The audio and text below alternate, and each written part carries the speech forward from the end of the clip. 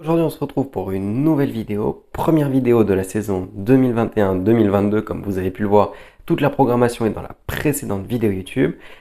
Aujourd'hui, on se retrouve pour un épisode dédié à la configuration d'une voiture. Au menu, on va configurer une Lamborghini cabriolet équipée d'un V10. Bon, la liste est assez courte, je vous laisse quand même la surprise, le générique et on attaque tout ça. Allez, c'est parti, action!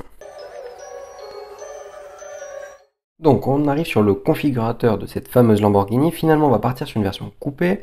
Donc là comme vous pouvez le voir, je fais défiler les couleurs. Ça va du gris, du bleu, du orange, du rouge, du noir, un gris plus foncé, du vert et du violet.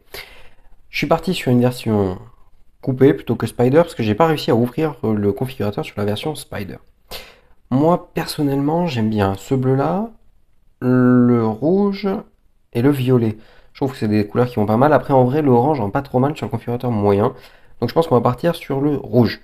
Ici, on peut choisir des jantes biton, noir, gris. Celle-là, c'est plus type Aventador. Celle-là, c'est des jantes plus basiques. Moi, j'aime bien celle-là et celle-ci. Je pense qu'on va rester d'ailleurs sur celle-là. Ça fait un petit peu plus énervé. Ça fait un petit peu penser à l'Aventador SV à mon goût. En termes d'étrier, vu que la couleur est noire et tout, on va le laisser. La jante c'est noir. Je pense qu'on va le laisser noir. À moins que rouge, je sais pas. Ouais, on va le laisser rouge. Ensuite, là on peut voir sur différents environnements la configuration, donc sur la route, sur la neige, ou encore en salon, ou sur fond blanc. Là du coup on va avoir d'autres détails, donc que ce soit sur la voiture, sur ses caractéristiques, sur le design. Donc là on va faire un tour du coup sur l'extérieur, donc un plan comme ça, là c'est l'intérieur. Hop, là, le nouveau bouclier avant sur la version Evo qui n'y avait pas avant sur la version précédente. Ici, c'est tout le nouveau système d'infotainment. Là, l'aérodynamique. D'ailleurs, en parlant d'infotainment, cette voiture est équipée de Alexa d'origine sur la voiture, ce que je trouve assez intéressant comme feature.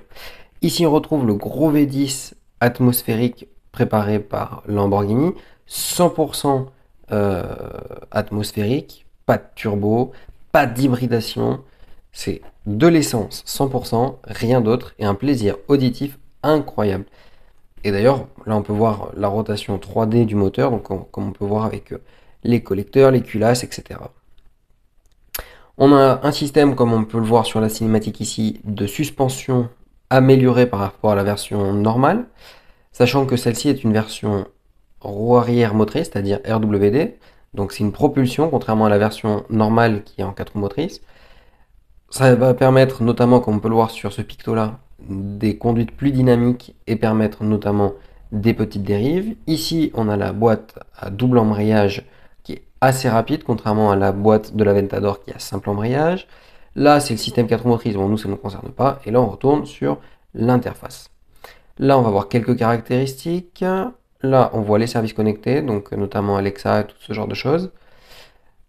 Donc là, ça permet de voir la petite tablette. Là, on va remonter. Là, on va avoir une petite bande sonore qui va correspondre en fait au son du moteur.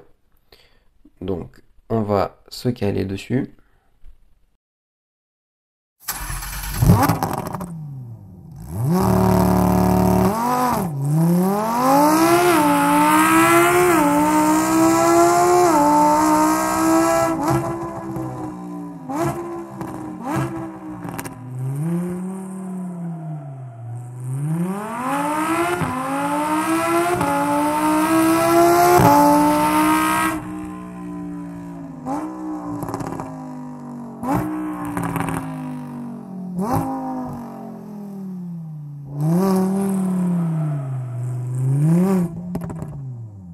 Donc du coup, maintenant qu'on a fini d'écouter le son, on va remonter, vérifier s'il y a d'autres choses. Normalement, on peut rentrer dans l'habitacle. Donc on va, c'est ce qu'on va faire.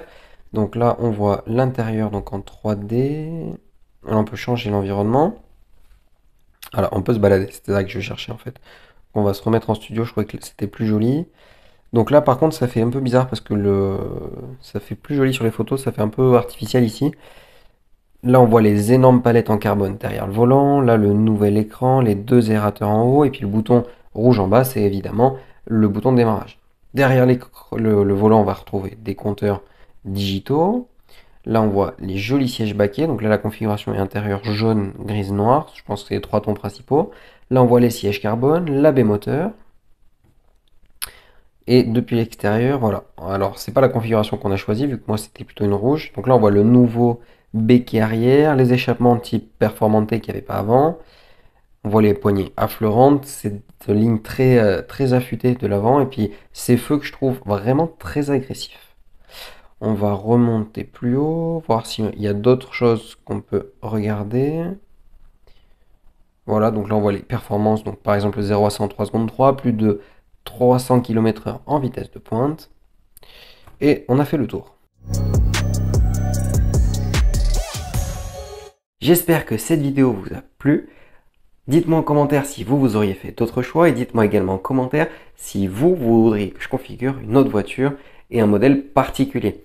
Sur ce, je vous donne rendez-vous mercredi pour un short ou encore dimanche prochain pour une prochaine vidéo. Cette fois-ci, on va parler rallye. La vidéo tant attendue sur le Bonaf Racing arrive, c'est promis, c'est dimanche prochain.